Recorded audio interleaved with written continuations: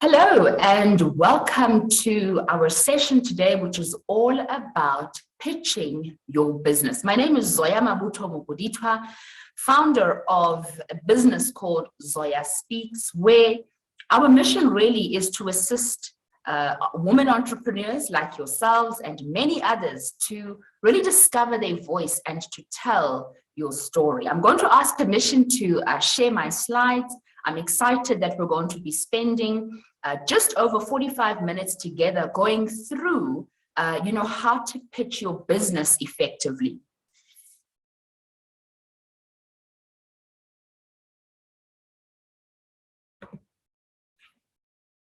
I'm just taking a little bit of time there, sharing the screen with you, wanting to make sure that everything is ready. Okay.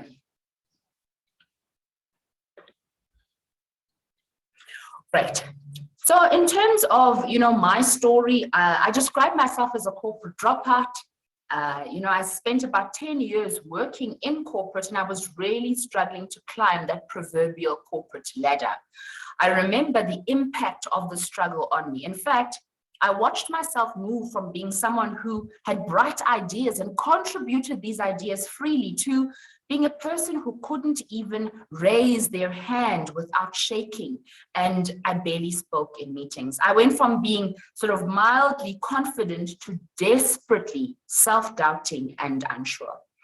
I remember that in 2014, I made the decision to leave corporate and to start my business, ZoyaSpeaks. And I think, before starting the business, when I left corporate, the whole idea was that I wanted to rediscover my own voice. And I wanted to be able to tell my story. And so, I discovered that on that journey, it was really about rediscovering myself. It was about remembering who I am. And it was through, deliberate personal development work, as well as honing my communication skills, that things really changed for me. So when we started the ZoyaSpeaks business in 2015, I think I made it my mission to assist others, like myself, who'd gone through the same thing, who'd lost their voice, who knew that they had a story to tell and wanted to tell the story. So we developed a program called Be Heard. And really the premise of the program was about discovering your voice and telling your story. And I think, when I asked myself the question, what does this mean? Well, the reality is that we all have a voice. But sometimes I don't think many of us use this wonderful voice that we have. And I think when we're talking about voice, on the one hand, we're speaking about the instrument that ensures that you are heard clearly by those you are engaging or communicating with. It's the instrument you use to translate that which you think into verbal or spoken communication. That really, I think, is the first part, of this voice thing. But if we take it a little bit further, I think the voice also extends to, your identity. The idea that every time you open your mouth to contribute, to challenge, to inspire, to educate, to inform, we get insight into who you are. So your voice is also your story. It's the story you tell us about who you are. It's the story you tell us about yourself or your business. And I think today's session is going to really focus on how you can communicate that story effectively. So, the work that we did, sort of in trying to get to the place where we understood why this thing of being heard matters, involved a little bit of research. And I think I want to share that with you. So in 2020, we actually conducted some extensive research through interviews and focus groups and surveys, really to understand if being heard was important to you. And you told us that it was. In fact, it was so important that more than 90% or just over 90% of you told us this. And yet when we asked the follow-on question, do you feel heard in your personal and your professional life? More than 65% of you told us that, in fact, you do not feel heard. And so we asked the question, what's the problem? You had us curiously asking, what's the problem? And how could we, try to unpack the problem and find ways to assist you to ensure that you are heard? And in asking the question, we surfaced a couple of things. Some of you said, I have lack of confidence. When I stand up in front of a group of people, I'm not confident anymore. Others of you said, I've got debilitating nerves. When I stand up in front of a group of people, those nerves just take over and I'm unable to communicate effectively and to ensure that I'm heard. Or I have nerves because the stakes are high. Sometimes I'm presenting to people, who sit, in senior executive positions or levels within the organization. Or sometimes I'm pitching to people who, have to make a big decision. I'm asking for a lot of money. I'm asking for a huge investment. And so I'm very nervous because the stakes are high. Other people said, look, there's fear of judgment. All of those eyes looking at me to provide the answers. So there's a fear of judgment. Others said, I struggle sometimes to be coherent. So I'm clear about what I want to say in my head, but it doesn't always translate in terms of how I then communicate that. So there's fears around being misunderstood or being incoherent. Others of you say, look, I suffer from something called the imposter syndrome. Who am I to be standing up here delivering this? Am I worthy? And so on. And so today's session really is intended to address some of these things that we surfaced through the research around, the issues around this concept of not being heard. So, I want to, build the case a little bit for why being heard matters, and then we'll get to ways in which we can start to be heard. So the first is I say, look, it's important to be heard because it can be a powerful brand building exercise. When you build your brand through speaking, through communicating and being heard, it really can get your name and your business out there. And I think that's what you want as a business owner. You want to build awareness of your business and the services or the products that you provide. The second reason is that it actually builds your reputation as an expert. I've experienced this personally. When people hear you speak as an authority on a particular subject, they believe that you are an expert in your field or an expert in your industry. And I think this is important in terms of really potentially boosting your reputation amongst your potential customers and clients. The third one is I say, look, this also enhances your confidence and sales skills. When you're heard and you get the sense that people hear you as you intend, they understand you, this can be wonderful in terms of boosting your confidence. And I say, look, even as a business owner, it's so important to be able to sell our products and our services, to be able to communicate effectively and to sell, those things that form part of our businesses. I also say that there is correlation between effective communication and leadership. A study was done and the study revealed that when people communicate effectively, those around them actually perceive them as leaders. When people kind of raise their hand and contribute courageously, when people ask questions, we tend to typically as the audience think of those people as leaders. And then finally, I say it is essential to the success of your business. This goes without saying. You want to be heard because you want to build your business. And so let's get straight into it. I talk about the three C's for powerful pitches. The first is clarity. You've got to be clear when you're presenting a pitch. This is important. If you're not clear about why you are pitching in the first place, it's going to be very difficult for me as the audience member to listen to you and to appreciate that which you are sharing. So clarity is key. And what we're going to do today is we're going to look at a concept called start with why. Why am I standing up to present or to pitch in the first place?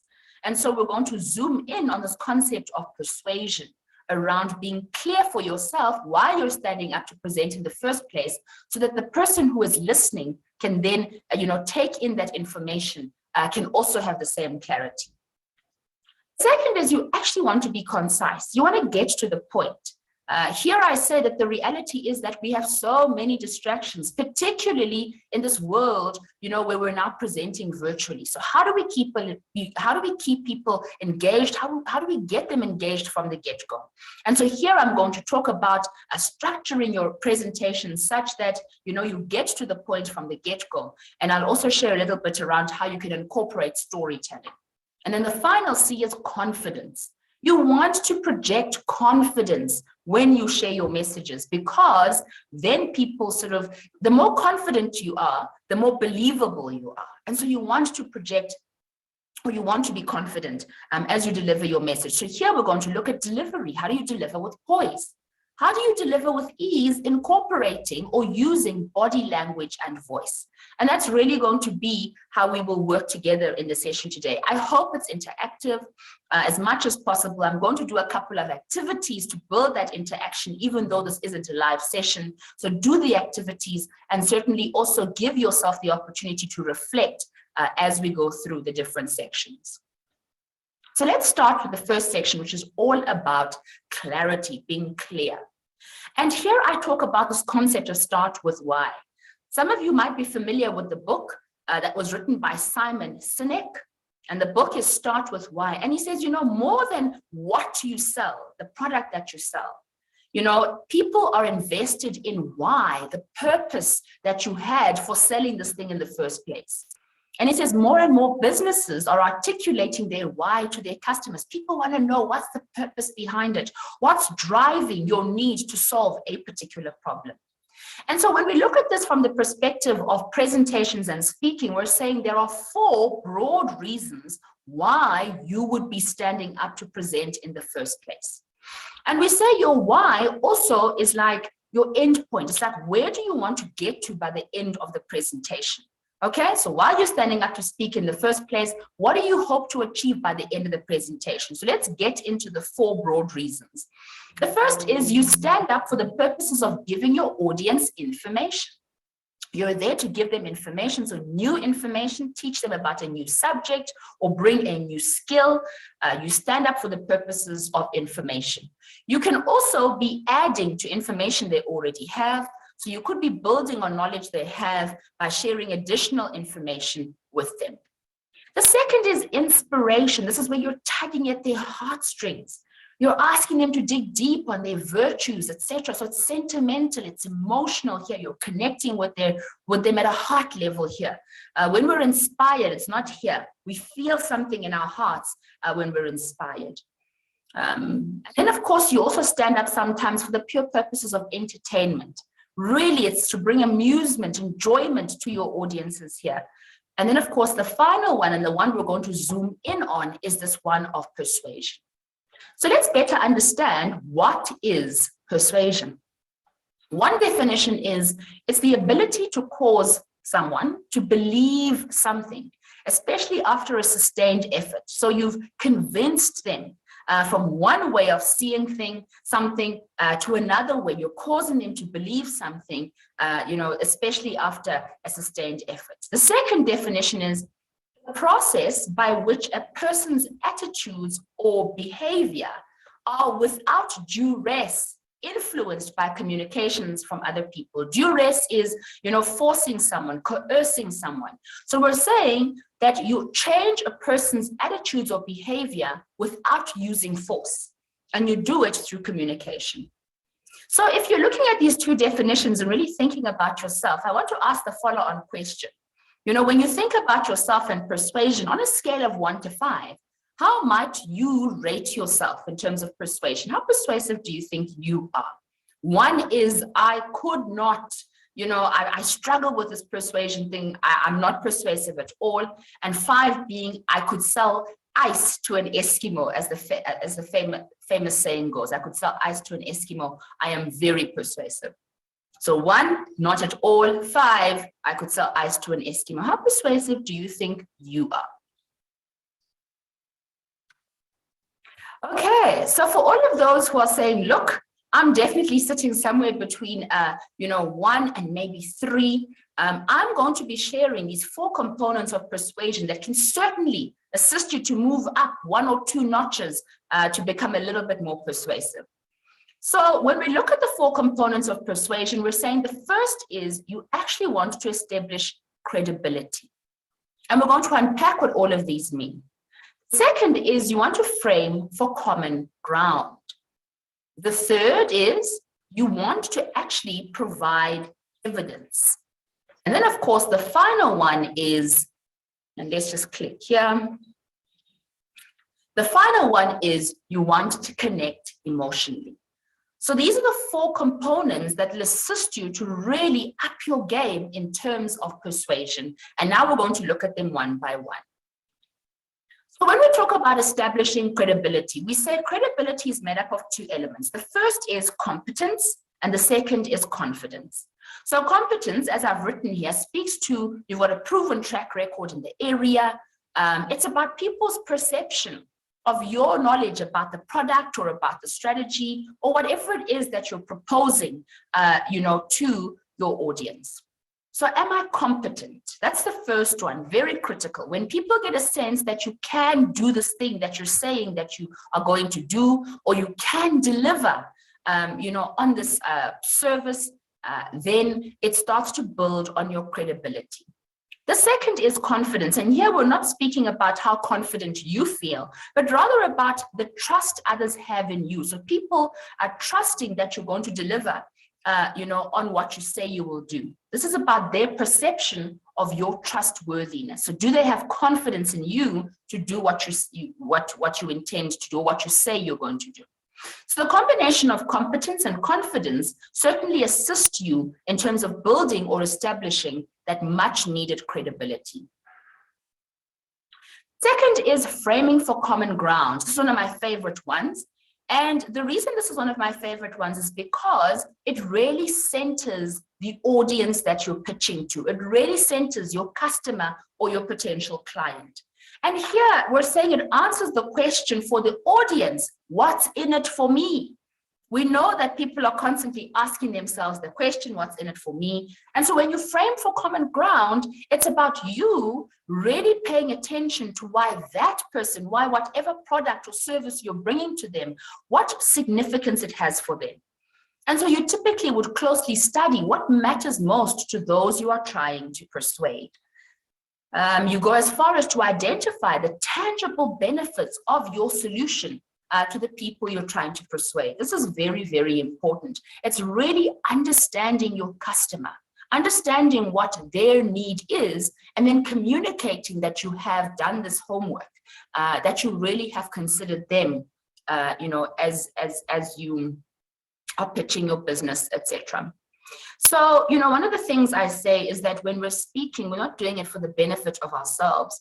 When we're pitching an idea as well, when you're pitching your business idea, ladies, it's well worth remembering that this is you solving some kind of problem. And so really articulating what's the problem that you're solving and who are you solving this problem for? This is critically important in terms of when you're pitching and you're speaking to an audience, really remembering that it isn't only about you. And then, of course, you want to provide the evidence. So this is a critically important part because you want to back up your claims, or you want to back up, that which you are putting forward. So really gather all of this so that you can back it up. The way I did this in this presentation, I spoke about the Be Heard product, and then I said to you, we did the research, we spoke to people, and this is what we surfaced from that.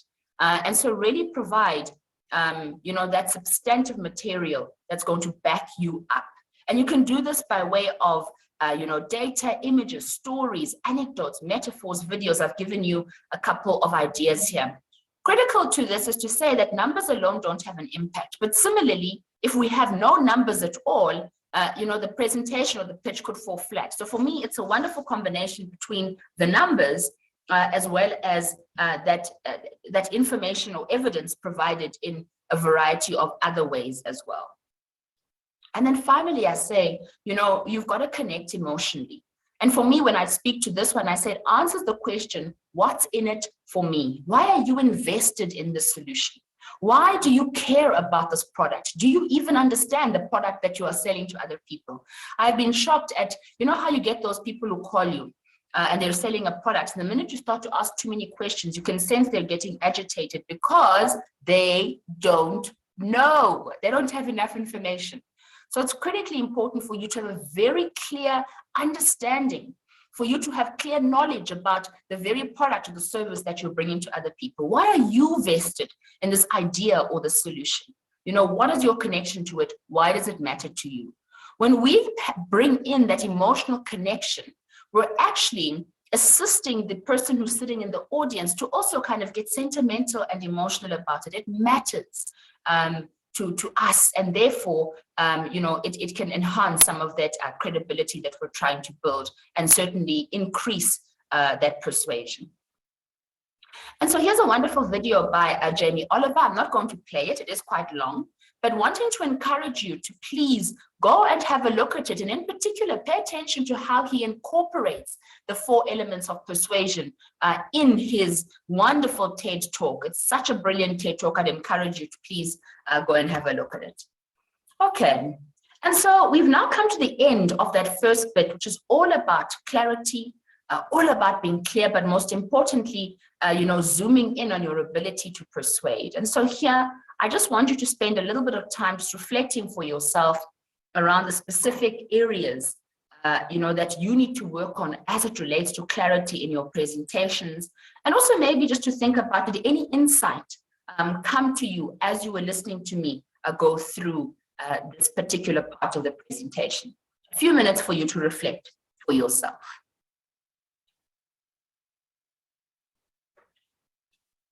Okay, we're now going to move it to the second part, which is all about being concise. I say here, you want to get to the point.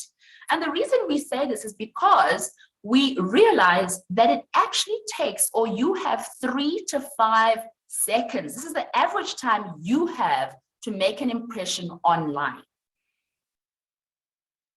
So if we think about it, people's attention is constantly being, diverted to so many different things happening around us. And so you want to make an impression from the get-go. And so in this particular part of the presentation, I want to focus on ways in which you can get to the point. Get to the point so that you engage people instantly, get their attention, grab their attention, and then keep them engaged for the remainder of your pitch or your presentation. So I'm going to share with you something called the Minto Pyramid Principle, and this is such an effective way to do the work of getting to the point. And it's all about how you can structure your presentations in ways that really kind of highlight what the core message is first, and then break it down into its many parts. This is a principle that was developed by a lady named Barbara Minto, and she developed this at a time when she was still working as an associate for McKinsey. She's now an ex-associate, but this is something, a tool that management consultants also love to use because of its impact in terms of assisting people to really get to the point. So, with the Minto Pyramid Principle, we're saying that your thinking is going to be easy for a reader or for a listener to grasp if you present the ideas organized as a pyramid under a single point. So if you're looking at the graphic on screen right now, at the top of the pyramid, we're saying you lead with the core message.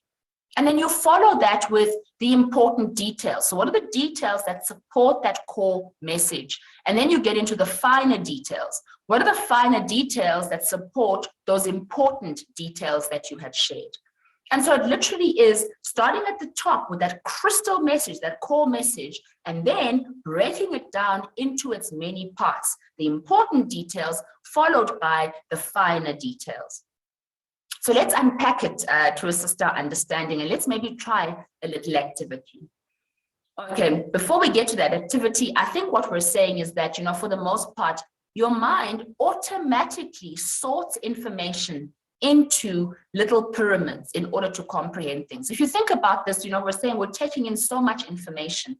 And so your mind couldn't grasp all of these different pieces of information if they weren't attached to little groupings. That's how you remember things. That's how you make sense of things. You actually put things into little groupings so that you can comprehend them, so that you can remember them as well.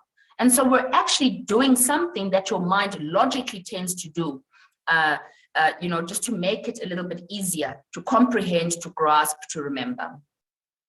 So let's do an activity now, and I think this will assist you to better understand exactly what I mean. I'm going to be sharing with you very shortly a couple of items, 9 items in total, and I'm going to give you a total of 10 seconds to try and see if you can remember these items that I'm going to share with you. Okay? So 9 items will come onto screen. You must try to see if you can remember all 9 items, and I'm only going to give you 10 seconds to do that. Are you ready? Let's go.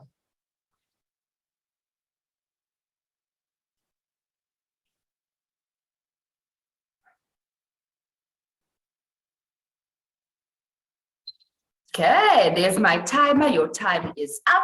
Now, if I asked you, what were those items? Can you remember all 9 items? Let's give you a few minutes to try and see if you can remember all 9 items.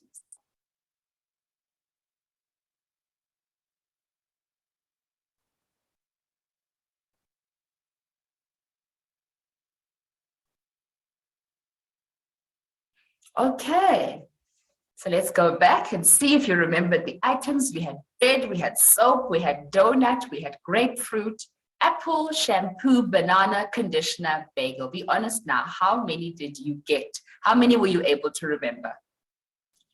Okay, so look, the point of the exercise was for you to not remember all 9. And if you remembered all 9, then you're a genius, okay? The point of the exercise was to show you that when you get items given to you in that way, it becomes very difficult for you to remember.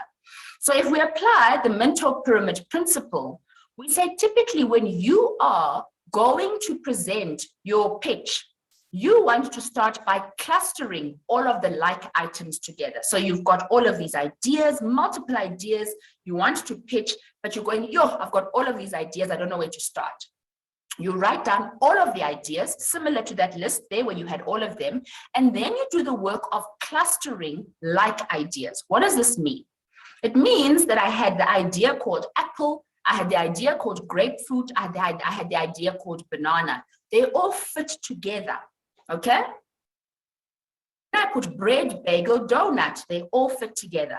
And similarly, I then go shampoo, conditioner, and soap. So it's clustering like ideas together. This is the first part of doing the mental pyramid principle, or rather the first part of applying the mental pyramid principle in your preparation.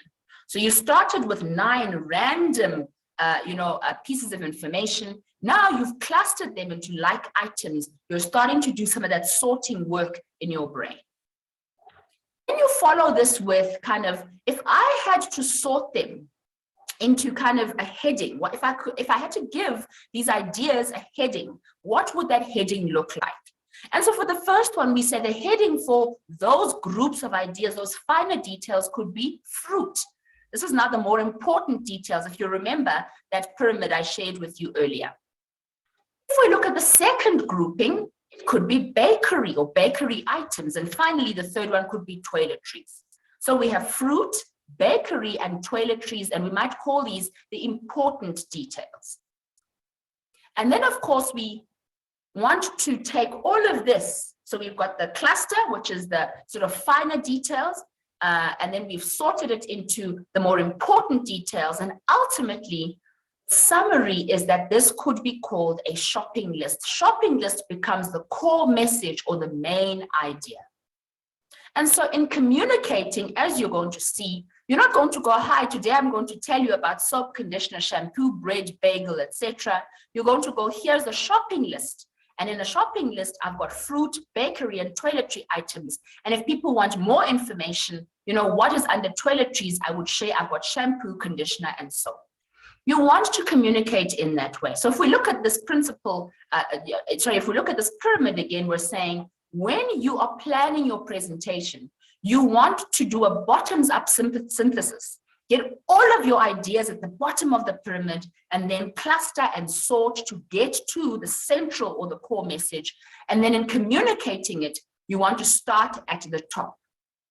So you're communicating starting at the top. It's a top-down communication. And this is really going to assist people to really get the crux of your message. If they want more information, you then would be able to provide it because you've done all the homework at the bottom of the pyramid, starting at the bottom of the pyramid when you were preparing your presentation. So, the mental pyramid principle is very useful, and I like to use it in my own presentations, and I hope that you can too. So let's keep it moving now. And I really want to go into this idea of storytelling. I love stories. And you're going to see why stories are so important. Now, I'm going to share a slide with you that really assists you to understand. But I love stories because they just connect us with people. Stories just feel for me, they feel so real and so tangible. I remember a story more than I remember a series of facts given to me in point form. A story connects with audiences, and this is why storytelling is so important. So let's get into a little bit of why stories captivate. And I actually want to share a video with you to kick us off, just a short video to help us understand this.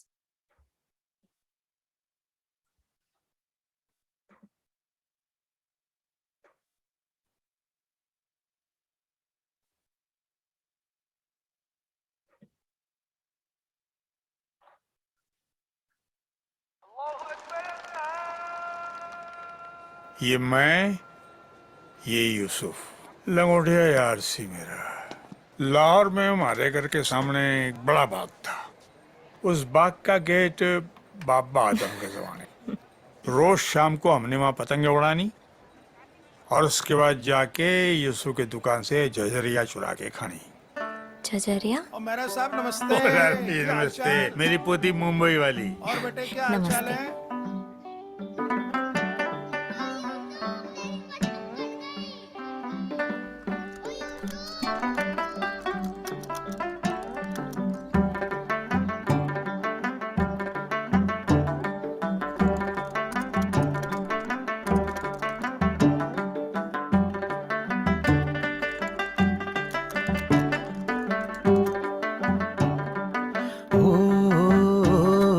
बचपन की तंग गली फिर से कूदे फांदे, छोटी छोटी मीठी चोरी गांठ लेके बांधे। हेलो, अस्सलाम वालेकुम। फाजिल स्वीट्स? हाँ जी।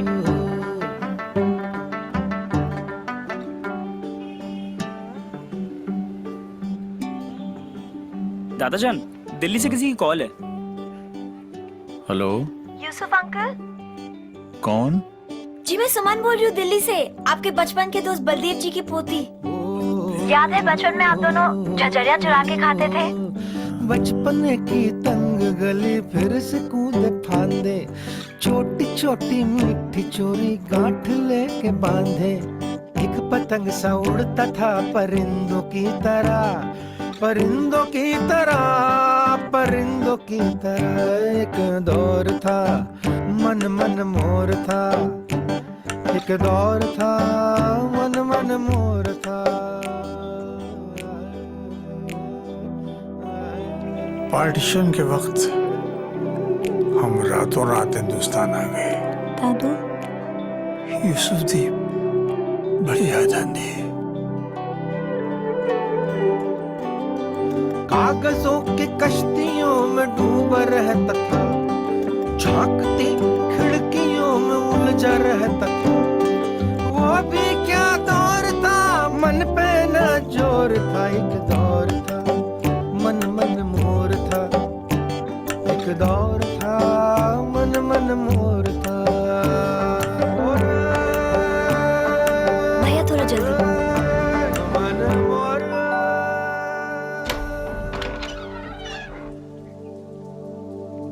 हाँ जी,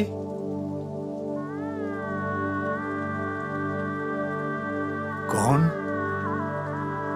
हैप्पी बर्थडे यारा। यूसुफ, यूसुफ, वो यूसुफ, वो मेरे बल्लू, यूसुफ यार।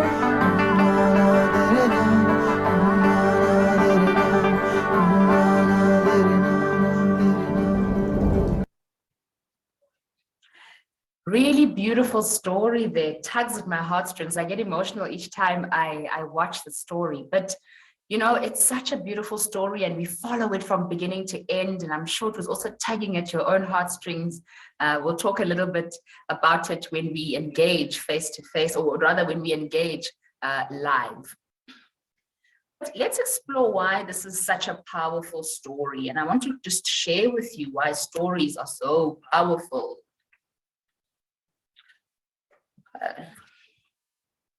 Now my slides are not moving. Okay, let's try that again. Okay, so let's talk a little bit about why stories captivate. And you're going to think about the story that you've just listened to. The first reason is that they actually synchronize the listener's brain with the teller's brain. Okay, So your brain, as you were listening to the story of Yusuf and his friend, your brain was synchronizing what was happening, what you were watching, what you were listening to, with the story that was being told, synchronizing it. There was a synchronization happening, a coming together almost of what was happening on the screen, listening, watching, with what was happening in your brain. It connects the listeners to the storyteller emotionally. I'm certain that there was that emotional connection as you were watching and listening to this beautiful story of these two friends, and how their grandchildren, plan this beautiful, trip and this meeting after many, many years. We say that when a person listens to a story, parts of your brain actually light up more than if you were just listening to factual reporting. And I'm going to share a slide with you after this that actually helps you to understand exactly what I'm talking about here. We say it enhances memory. And again, I'll tell you about how you release this hormone called dopamine, which is responsible for memory, for remembering things, retention, and focus. It commands attention. Stories do that. You kind of just get, the phrase that says, oh, I just got wrapped up in the story. I got pulled into the story. I got sucked into the story. That's their nature. Stories command our attention. They can change the brain's chemistry. And I'm also going to share this with you a little bit. Stories will affect behavior. You sat there watching the story of Yusuf and his friend, and it touched you. Maybe it got you thinking about your own friendships, a long lost friend you need to connect with.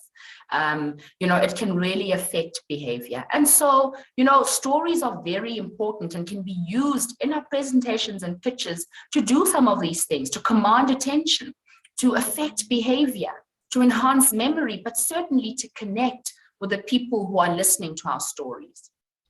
So let me talk a little bit or build on some of what we've already spoken to. So when we talk about this concept of how, a story connects us to the listener, two things are happening. The one is called neural coupling. And if you're reading here, we're saying that in the presence of a story, there are parts in your brain that are activated that allow the listener, yourself, right, or the person who you're pitching to, okay, to turn that story into their own ideas and experience.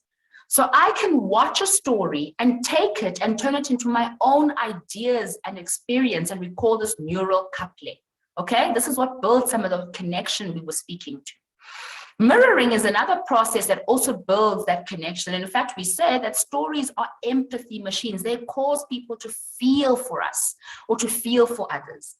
And this is because the listeners don't only experience similar brain activity to each other, but also to the speaker. In other words, if we were all in a room together and we watched that Yusuf story, that beautiful friendship story, we would not only have the same brain activity as those who were creating the story, we would also all have the same brain activity as each other. This is the power of storytelling. And this is why stories can elicit empathy. All of a sudden, I start to feel what the next person is feeling because we've got the same brain activity as we listen to a story.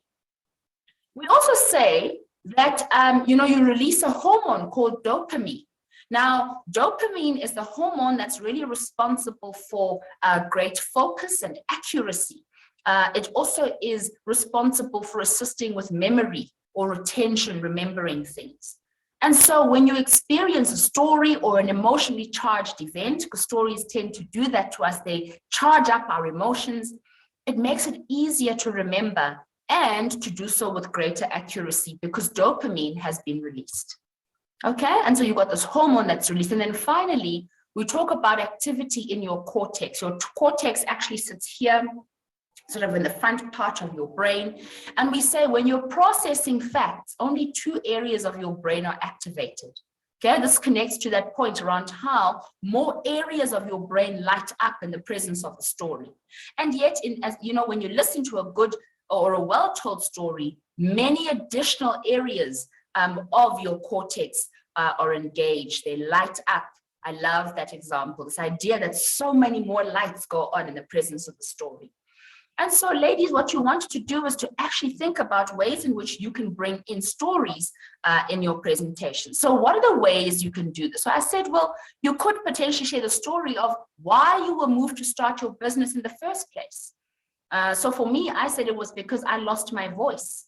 I lost my voice in corporate as I was trying to climb up that ladder. And really, I discovered that when I found my voice, through working on myself and developing my communication skills, everything changed. And so I've made it my mission to assist other people to be able to do the same.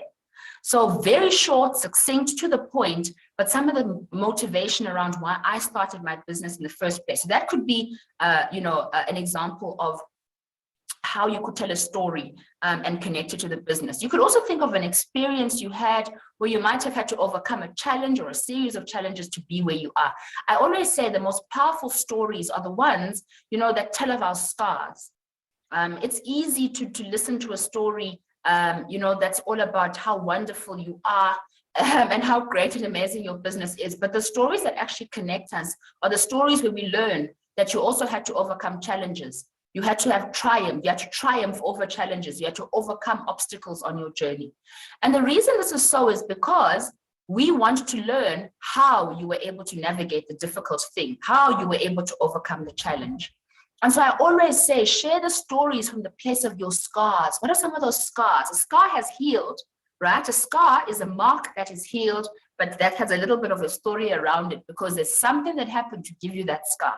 So what are some of the scars? I always say, don't tell a story from the place of your wound, because the wound is still sore, it's still painful, and perhaps you may not have learned the lessons yet. So tell a story from the place of your scars, not your wounds, but certainly take us through those challenges, those obstacles that you've had to encounter along the way.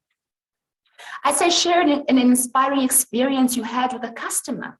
The feedback we get from customers is gold and can form part of the stories that we share around ourselves and our businesses. And then I also say maybe think of a problem that you're trying to solve and share that as well. So there's a couple of ideas I've shared with you here around some of the stories that you could, include in your pitches. What I do want to say is that we all have a story to tell. And in fact, we have multiple stories to tell. So I want to encourage us to really think about how can we include storytelling, because it is such a powerful thing that connects us to our audiences, that really builds that rapport, that elicits empathy, that causes people, most importantly, to remember, right? To really retain the information that we have shared. Okay, and so now we come to the end of this particular part of the presentation, and I'm going to ask you then to do that reflection for yourself.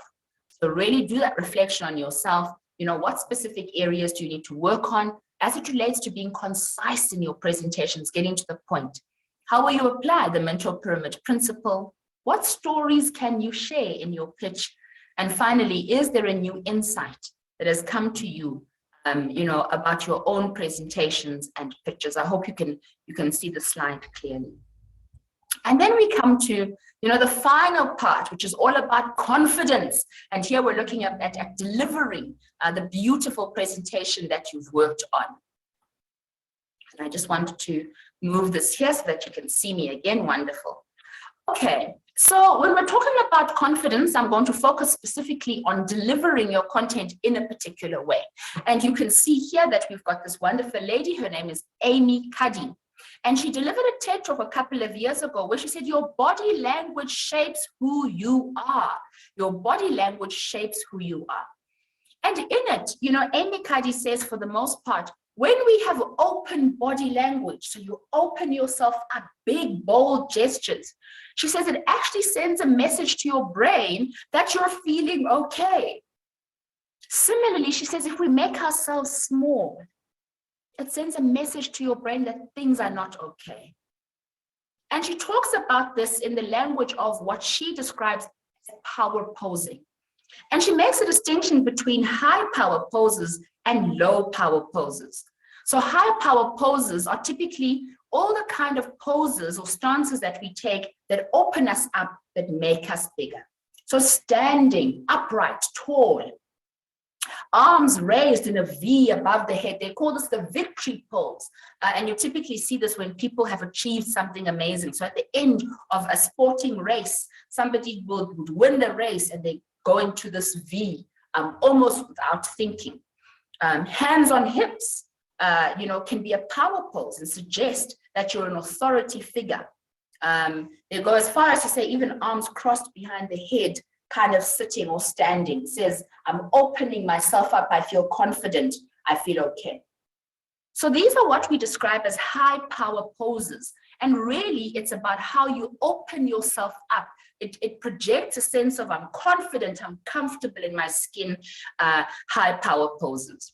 Amy Cuddy's research suggests to us that just by doing the poses, if you were feeling negative or if you were feeling like I'm not in a good space and you did these high power poses, she says it would change the chemistry in your brain.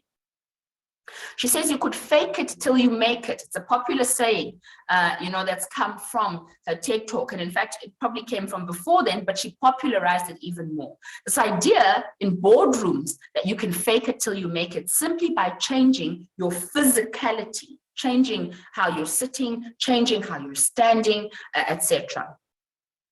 She also talks about low power poses. And if you're looking at the screen, it's on the sort of right-hand side, the low power poses suggesting that you're making yourself smaller. And she says, when you make yourself smaller, what you do is you send a message to your brain that says, I want to be small. I don't want to be seen. I'm not feeling particularly confident. And in fact, we make ourselves small when we don't feel confident. We want to shrink ourselves. And so she's given us a couple here. It's that arms crossed. Arms crossed most times is perceived as behavior that demonstrates a lack of confidence. And so you want to open yourself up. Talks about hunching. Hunching is making ourselves small. You want to sit upright or stand upright because we know that it communicates certain messages. And so think about yourself as well in terms of the high power and low power poses. Are you somebody who typically assumes a more low power pose? Or are you somebody who says, I walk into a room and I walk tall, or I step into this Zoom room and I project confidence through my body language? And so a couple of things when we're thinking about body language, we talk about gestures, we talk about eye contact, we talk about movement, we talk about stance. And very briefly, when we're talking about gestures, it's those actions that we're doing with our bodies, right? So, I talk about the number 3 and I gesture, okay?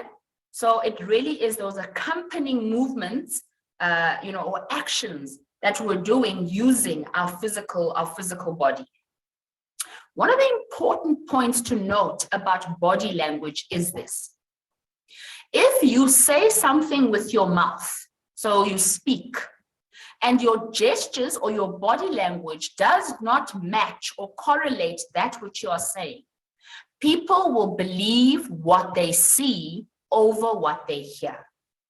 In other words, if I say to you, there are 3 people, your mind is going to go, but you're saying 2, not 3. You want to believe what you see over what you hear. If I say, okay, then goodbye, and I sit in my chair and I continue talking, are you going to believe what you're hearing, or are you going to believe what I am doing? You're going to believe what you see. And this is why it's important that there's correlation between what you say and what you then do. This is hugely important, okay? There are people who come to a session, and particularly when they're pitching, I'm so excited to be here. We're hearing what you're saying. Your body language is down. Are you really excited? I'm so excited to be here. Your body language matches it. This increases believability. So gestures speaking to those actions that we make, and we want to ensure that there's correlation between what comes out of our mouth and the gestures that you're then able to see. The second is eye contact. Okay, when we're looking at audiences, if we're in a face-to-face environment, eye contact suggests that you're looking at the people that you're engaging with. I sometimes say, depending on the size of the room, you can get away with looking just at the top of people's heads versus directly into their eyes. One of the things that we know through the research is that, eyes looking is actually perceived by your brain as an existential threat.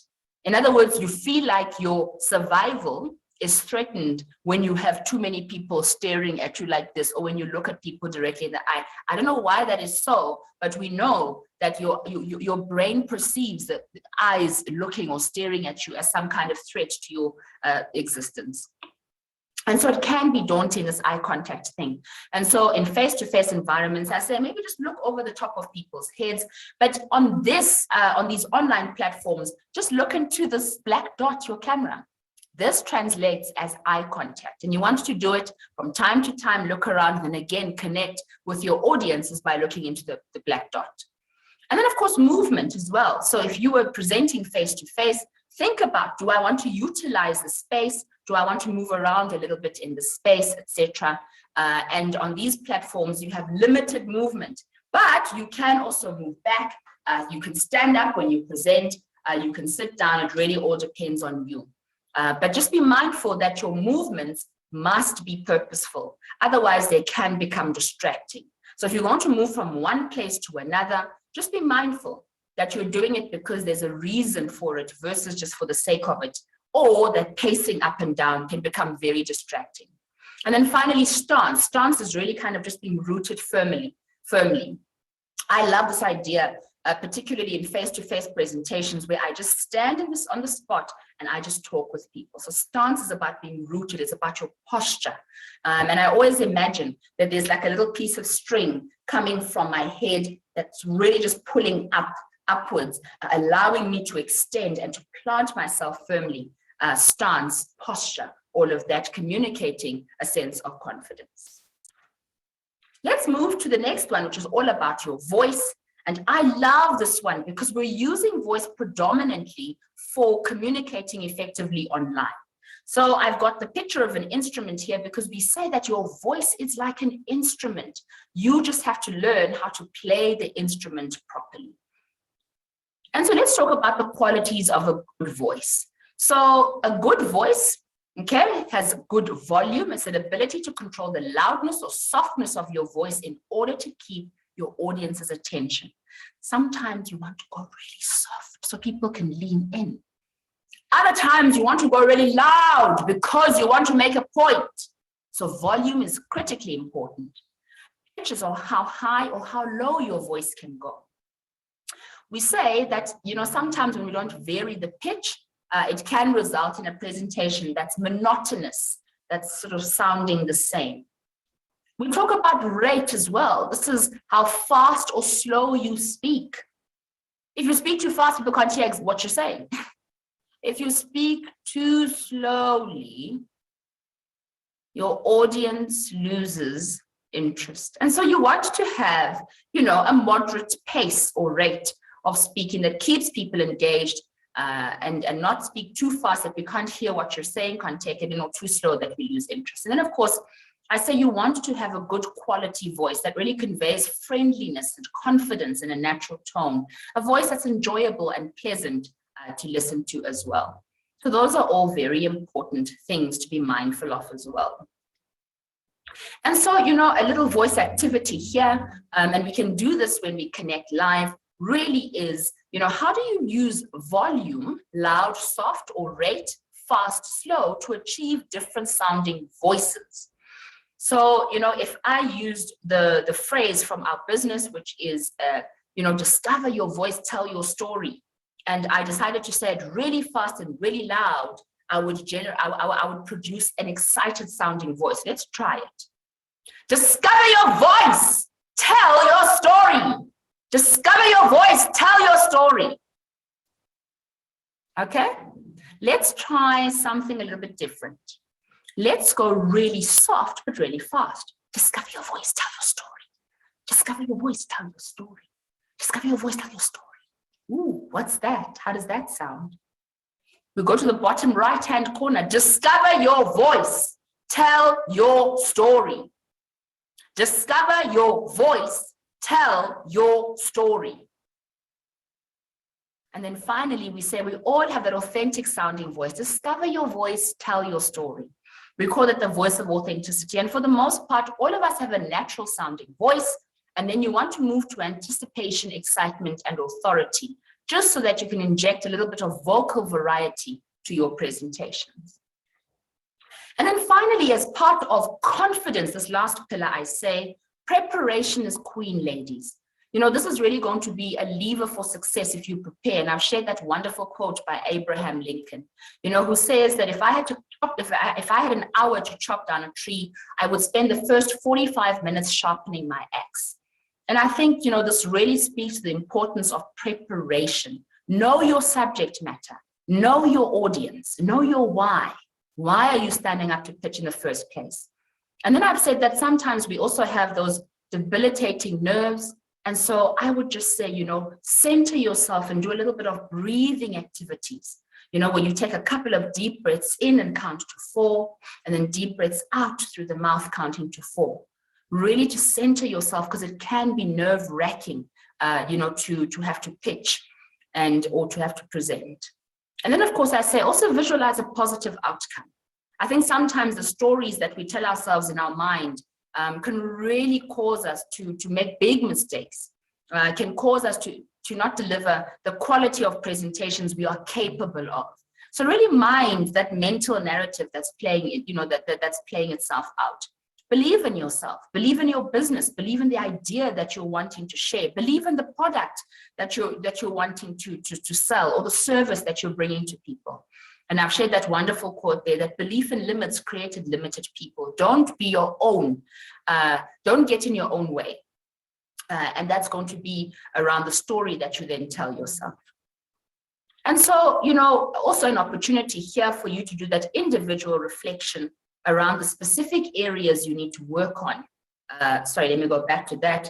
As you increase your confidence for presentations, you know, what is your confidence around your body language or your voice or your ability to handle nerves?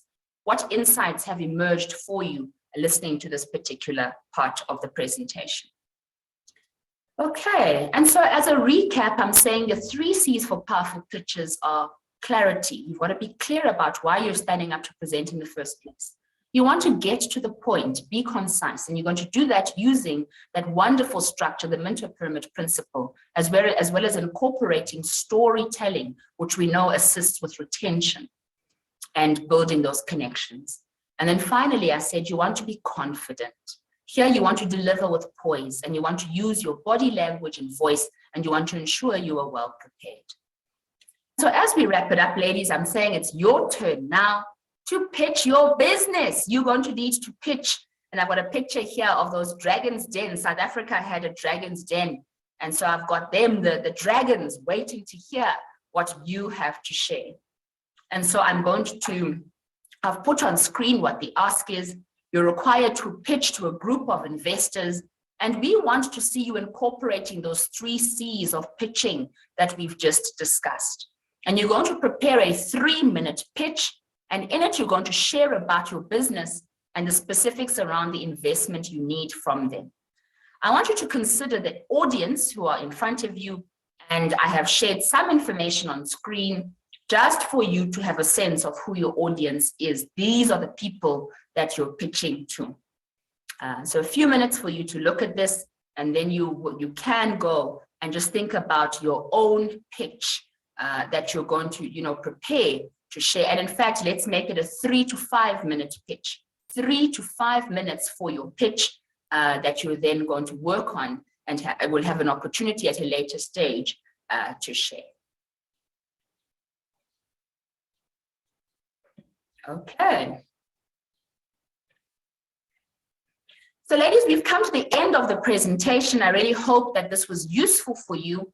I do believe that you all have something of tremendous value to contribute. And I hope that this has been useful to assist you to think carefully about how you're now going to pitch powerful messages that land with your audiences as you intend, that you're going to pitch for your businesses, so that you can build your businesses and certainly grow female or woman entrepreneurship in our continent. Thank you so much. It was my pleasure. And I look forward to engaging with you on some of the questions that may have come up as you went through the presentation. Thank you so much.